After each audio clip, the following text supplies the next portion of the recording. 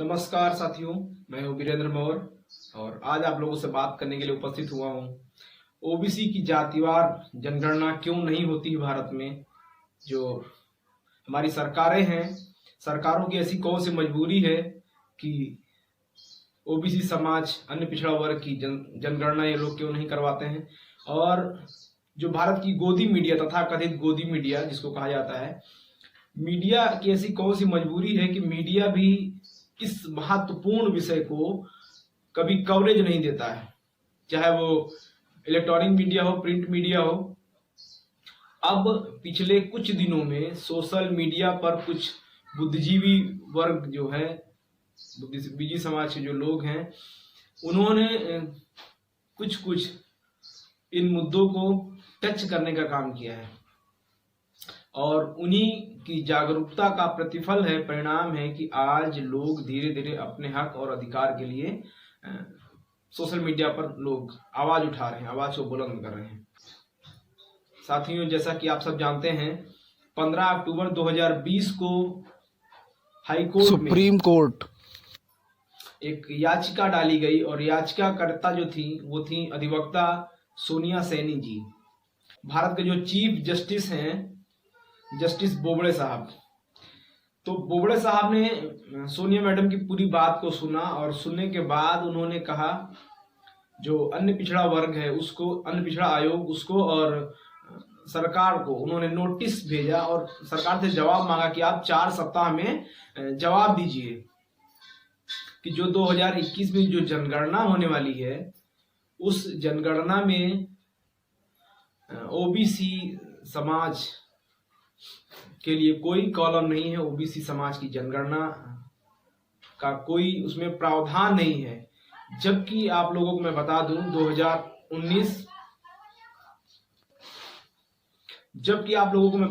2019 और 2018 जब 2019 लोकसभा चुनाव की पृष्ठभूमि तैयार हो रही थी और भारत के गृह मंत्री माननीय राजनाथ सिंह जी ने उस समय कहा था कि हम अब अगर हमारी सरकार बनी तो हम 2021 में जातिगत जनगणना करवाएंगे, ओबीसी समाज के लोगों को उनकी जो आबादी है वो हम सामने लेकर के आएंगे।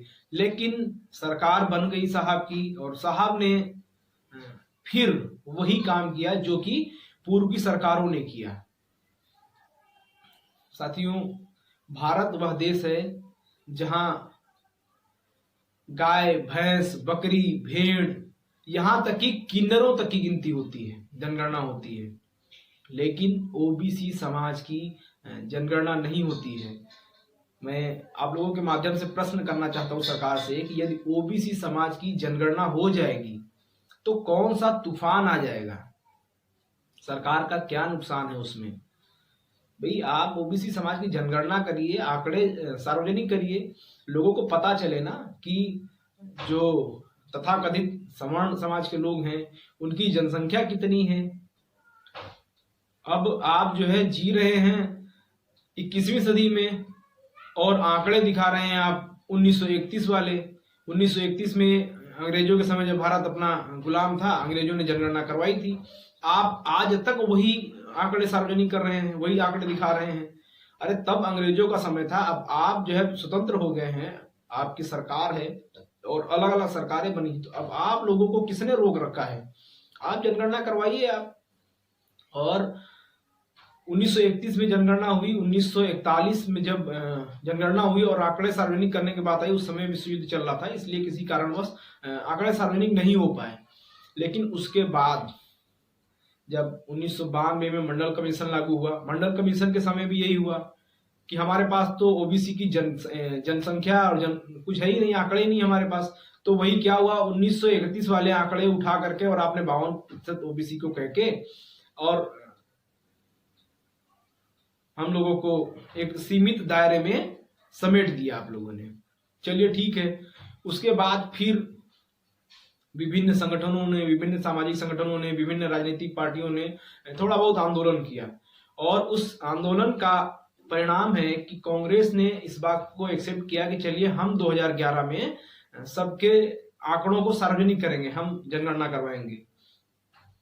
हुआ क्या, कांग्रेस ने एससी और एसटी के आंकड़ों को सार्वजनिक कर दिया, लेकिन ओबीसी और सवर्ण समाज के जो आंकड़े हैं, जातिगत जो आंकड़े हैं, उसको छिपा लिया कांग्रेस ने।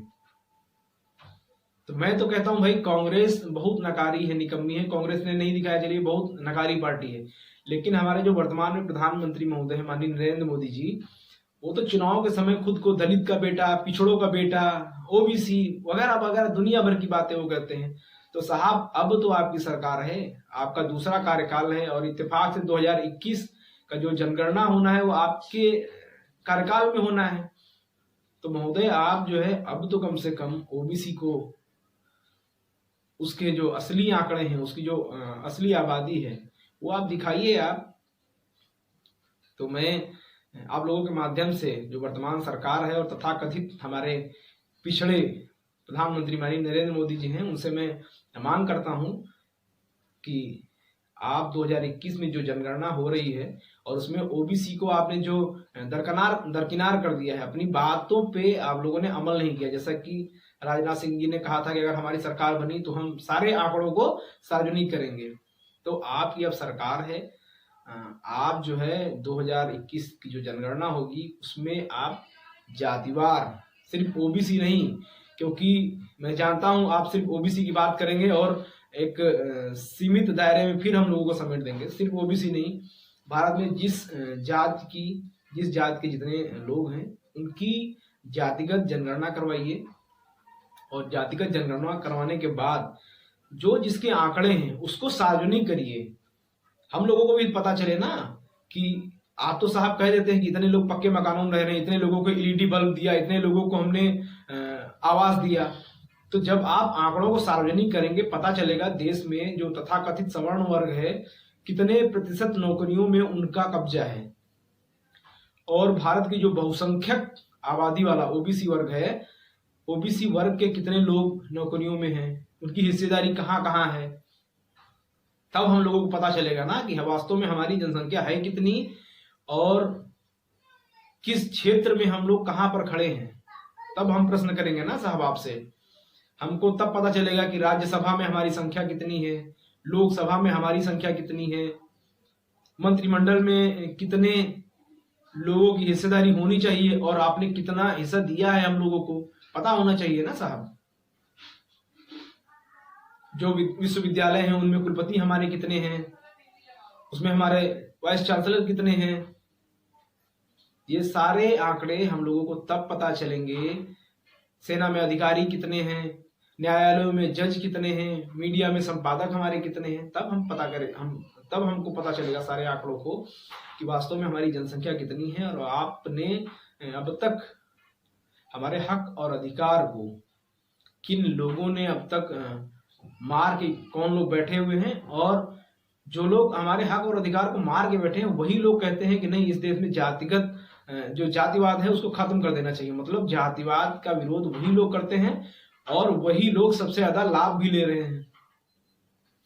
तो ऐसी बहुत सारी बातें हैं। यदि ओबीसी की जनगणना हो गई और आंकड़े सार्वजनिक हो गए तो हम सबको अपने हक और अधिकार की लड़ाई के लिए भीख नहीं मांगना पड़ेगा।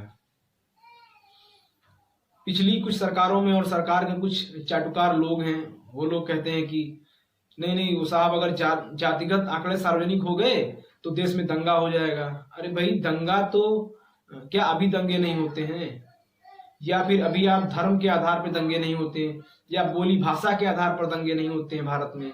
यहाँ तक कि प्रधानमंत्री तो कपड़े दे करके आतंकवादियों को पहचान लेते हैं।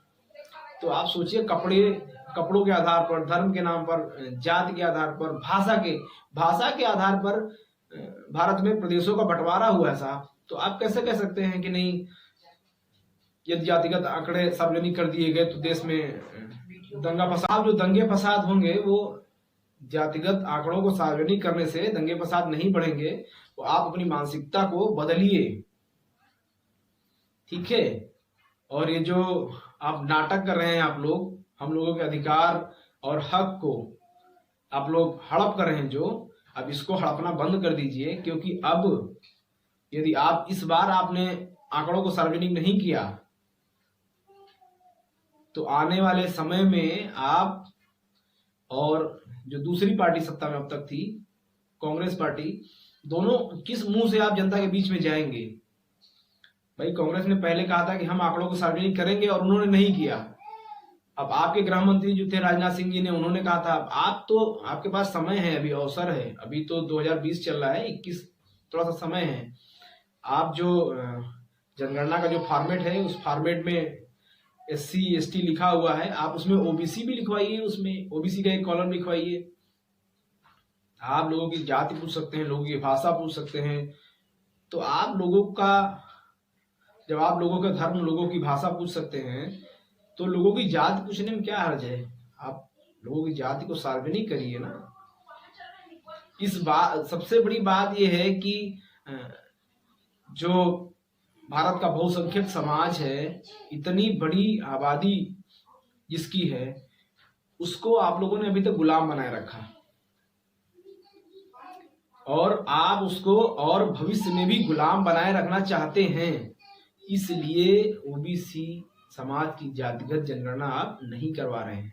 सबसे बड़ा जो डर है आपका वो यही है, क्योंकि आप जानते हैं कि यदि आंकड़े सार्वजनिक कर दिए तो आज नहीं तो कल जब लोकसभा चुनाव होगा तो लोग अपनी आबादी के अनुपात में हमसे टिकट मांगेंगे।